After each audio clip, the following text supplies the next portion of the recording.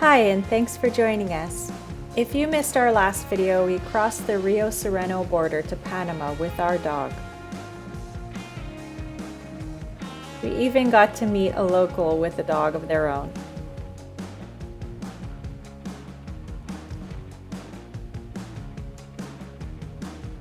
In this video, we head to the retirement haven Boquete and have a proper geisha coffee tasting.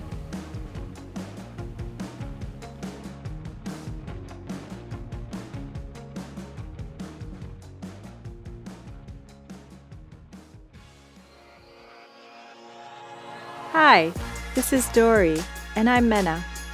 We travel with our lovely dog Fiona to discover the most beautiful locations, and our goal is to share with you what it's like to live as a nomad. So thanks for following, and welcome to our channel.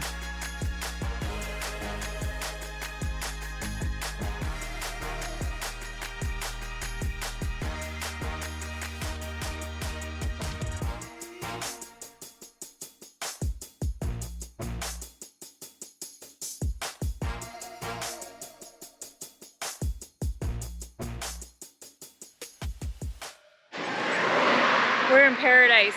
I love Boquete, Panama. Honestly, pinch me. I feel like we're at a campground in the southern US at the prices of Central America. It's so beautiful, our campground. And actually this town is so beautiful. And we actually have a sidewalk, which is very rare in Central America. Having a sidewalk where we can walk free, it's like, oh. And the weather, it's like 21 degrees Celsius right now, and the high is gonna be 26. And at night it gets cool down to like 17 degrees Celsius, which for me, that's my best climate. Boquete has long been considered one of the top places in the world to retire. Resting in a ball-shaped hollow, the main village is small, yet well served by grocery stores, a variety of restaurants, pharmacies, banks, bakeries, hardware and clothing stores, a library, and a gym. Nature lovers and outdoor enthusiasts will find this region has everything to offer. One can find Tai Chi, yoga, and meditation offered in the newly developed Central Parque. One of the biggest benefits of living in Boquete is being able to take advantage of the Panama Pensionado program, the best program of its kind in the world. The main requirement is that you have a pension of at least $1,000 per month, and the application process is quickly and easy. Becoming a member and you'll gain access to a host of discounts and all kinds of daily living expenses. Boquete is home to just over 23,000 people. It's a retirement haven for expat looking for a similar lifestyle. The mountain region offers breathtaking vistas. With lush greenery and flowers, the Caldera River flows through the main village. As the country's most mountainous region, Boquete also offers uniquely different microclimates throughout the area. The south offers warmer, drier temperatures, while in the mountain area it offers cooler, breezier temperatures ideal for growing some of Panama's finest coffee. And if you're there, you definitely have to try the Geisha coffee. There's so many great spots here, especially for us spoiled expats.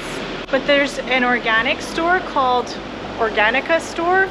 This just gives you an idea of what a huge expat community is here in Boquete. Like pretty much all retirees. I think I read somewhere that there's no income tax for people that are retiring here. Not exactly sure how that works. I'm not near retirement age yet, so it doesn't really apply to me.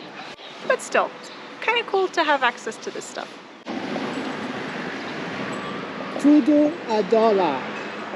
Also, most signs are English and in Spanish or Spanish-English, but they always have some sort of English in there. So that's kind of cool.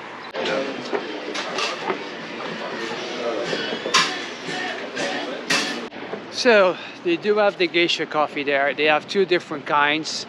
Just the way they roast it and the way they sun-dried it is a little bit different. By the cup, it's a little bit different in price. So one was like $9.75 and the other one was about $10.50 or $10.75, like $1 more, not much. But if I was going to buy the bag, both bags were $30. But I'm gonna go check out another spots just to see if there's a little bit of difference. The one I was going to try, they actually fermented with yeast for a couple of days to get the flavors out a little bit more. So they sold out of the traditional one, they said. So that was a little bit of a bummer. But yeah, I'm just gonna go check out another spot because again, I'm only here once and I wanna make this right. Boquete is really well known for the Geisha coffee beans, and they originated in Ethiopia. Really well known, famous coffee beans, really good quality, and they happen to grow really well in this climate and in this geography. So they have, around the central park of the town, they have these boards that give you information about the plants, and they actually have one of the plants here. You can even see the coffee beans there. And although we didn't try the Geisha coffee at the last place, we're trying to find the best spot where we could either buy a bag or sample some. If you're confused about what Geisha coffee is, I found a really good question and a really good answer online. So, can someone explain what Geisha is? I know it's a type of coffee, but is it that good? So I'm going to read you the answer right now. It's a coffee subspecies that has done well in Boquete. It sells much more than regular coffee, and it tastes more like tea, in some people's opinions. That's why perhaps it sells very well in Japan. We're telling you also at the Boquete coffee studio that it tastes like tea. Which kind of tea? Like English breakfast, but he also said that they sold out of the original one. So the ones that they have, they fermented for like 10 days with yeast. And apparently the yeast brings more flavor. So it's gonna say if it tasted like orange, you're really gonna taste that a little bit more. And they were selling a cup of coffee, like we're not talking as a mug, a cup, right? I don't know how many milligrams. I think it's like 8 ounces for $10, and the entire bag, which it was 150 grams, so it makes about 8 cups of coffees for $30. You know, so do you go for the bag or do you go for the cup of coffee?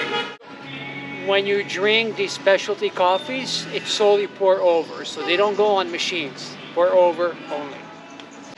Many decades ago, the Geisha tree was brought to Panama, where it had been one of several varietals quietly cultivated at Hacienda La Esmeralda. Sometime in the early 2000s, the Esmeralda farmer, Bryce Peterson, realized the beans were rare and a delicate thing. The Geisha coffee craze started not long afterward. Since about 2004, Geisha beans have fetched increasingly higher prices at auction, reaching $170 a pound in 2010. But the prices have dropped sharply in recent years, in part because La Esmeralda started selling Geisha seeds to farmers throughout Central America.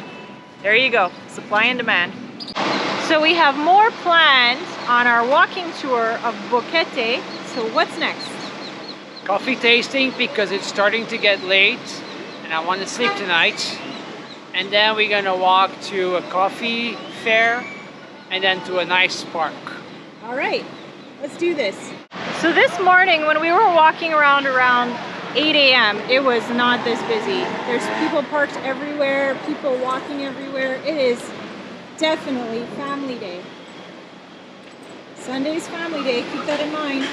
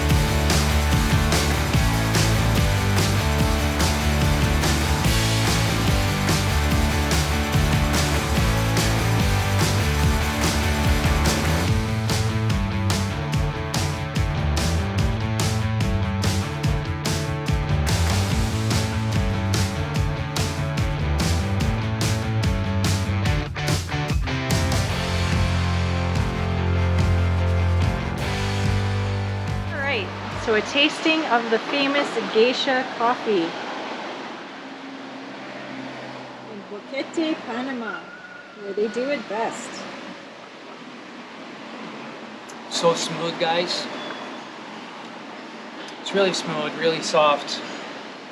I could taste the Earl Grey in it. Yeah, it's really tasty. Very light. Is there any aftertaste? I don't taste any bitterness or tart or anything like that. It almost feels like you're drinking it does feel like you're drinking a tea. So it's very smooth. Very, very smooth. Yeah, very smooth. And look at the color. Yeah, that's super light. Right? Yeah, we can even see it in there. Let's hold that up so you can see how light that is. Yeah, it's super light. And they showed us the exact measurements of the water and Yeah. the coffee. So we bought one coffee. They gave us two things to share. It was $11. And we purchased a small little pack. That was $25, $26? $25. $25, and I think we can make about eight coffees with this. And we purchased so we know exactly how they make it with the measurements and the water and the timing, because everything is perfect science. And the only way you drink this is pour over, right? You don't burn, you don't put this on an espresso machine. And this is a light roast, lavado. One thing to keep in mind, dark roast doesn't mean stronger in caffeine. It just means a lower quality coffee that they actually roasted really, really dark to hide the imperfections. I'm so happy I'm trying this coffee, and it's really, really nice. And what's cool is that we saw the exact measurements, how he does it, and we're tasting it. So when we make it ourselves, we can see if we did it right. I know, huh? Yeah. This is only going to be for special occasions. Yeah, no kidding. Maybe I'll drink it like once a month or something. It will last me 8 months. So if you don't come to this town for any other reason, definitely come to try the Geisha coffee. You will not regret it. And come to Unido Coffee Roasters. Final cup. Yeah.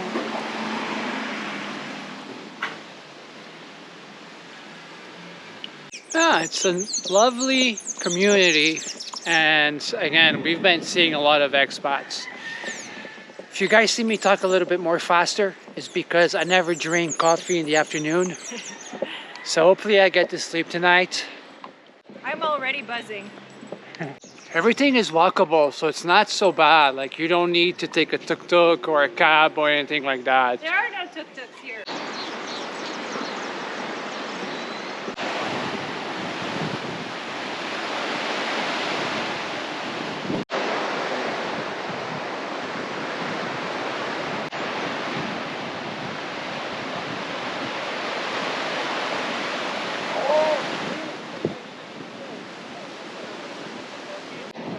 So this is called Boquete Flower and Coffee Fair.